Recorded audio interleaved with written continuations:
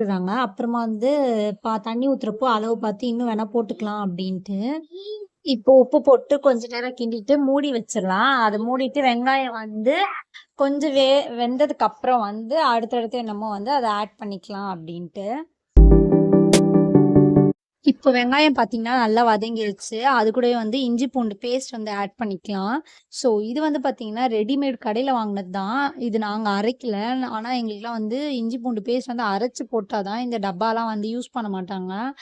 இது வந்து நாங்க சடனா வந்து நைட்டே பிளான் பண்ணி மார்னிங் செய்றதுனால எல்லாமே காலையில தான் வாங்குனோம் அதுக்கான பொருள் எல்லாமே. அதனால இஞ்சி பூண்டு இப்ப எங்கருந்து அரைக்க முடியும்? எப்போ உரிச்சு எப்ப அரைக்கிறதுன்ட்டு இந்த மாரி ரெடிமேட்ல வாங்கிட்டோம். இதுவே கொஞ்சம் பிஃபோராவே பிளான் பண்ணியிருந்தா, ஒரு ஈவினிங் போய் வாங்கிட்டு வந்து நைட்டாவது எல்லாம் பண்ணிர்லாம். நாங்க சடனா பிளான் பண்ணதுனால, இந்த மாரி டப்பா தான் எல்லாமே வந்து அப்பப்போ வாங்கி வந்து டக்கு டக்குன்னு குக் பண்ணது தான். ஸோ, இப்ப அது கூடவே பார்த்தீங்கன்னா, தக்காளியும், கொத்தமல்லி, புதினா 3மே வந்து அதிலயே போட்டு